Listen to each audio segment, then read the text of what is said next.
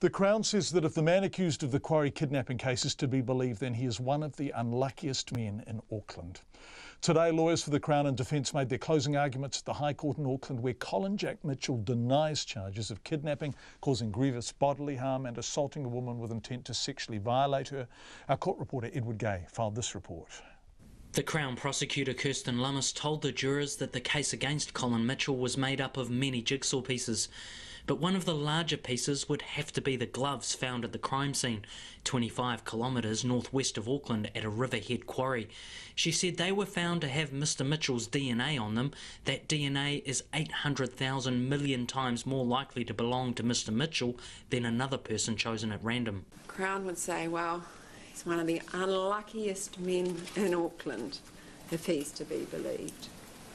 The one pair of gloves he chooses to pick up and try on at the warehouse, the one pair in a 3-pack, no less, happens to be the very same pair that ends up bang in the middle of a crime scene. But Miss Lummis said Mr Mitchell's bad luck got worse. A crime scene where a Ford Mondeo, just like the one driven by Mr Mitchell, is seen entering and exiting. A Ford Mondeo that has a tow bar, just like Mr Mitchell's car. A Ford Mondeo that appears to have a sticker on the driver's side windshield, just like Mr Mitchell's Ford Mondeo. And then there's also the evidence putting his cell phone in the area when Mr Mitchell told the court he was at a park in Avondale, kilometres away.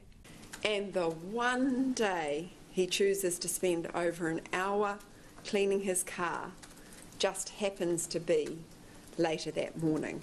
She told the jurors Mr Mitchell had stumbled for answers and had lied to them in an effort to explain the compelling evidence. Mr Mitchell has a dark side. Comes out late at night, in the early hours of the morning, when he is alone, wanting to dominate women, young women, wanting to show power and control. Miss Lummis said while Mr Mitchell was able to use the water blaster at work to wash away evidence on his car, he was not able to use a water blaster at the scene. As well as leaving behind the gloves, there were tyre tracks in the dirt which were a partial match to his. But Mr Mitchell's lawyer, Mark Ryan, said it was not his client and it was not his car. Drunk, unconscious, wearing a dress, in a car, somewhere from Great North Road to Riverhead, and not one iota of forensic evidence to support that proposition. He said there wasn't even evidence that Mr Mitchell's car had recently been cleaned inside. Mr Ryan said the cell phone pinging data was unreliable and imprecise. He also addressed the DNA found in the gloves at the quarry. So how can you be sure, just because Mr Mitchell's DNA turned up on those gloves, that he is responsible because you have the other DNA that wasn't tested because Miss Melia wasn't asked to test it, found inside the glove from a probable wearer of the glove? He told the jurors that the Crown had failed to prove their case beyond reasonable doubt.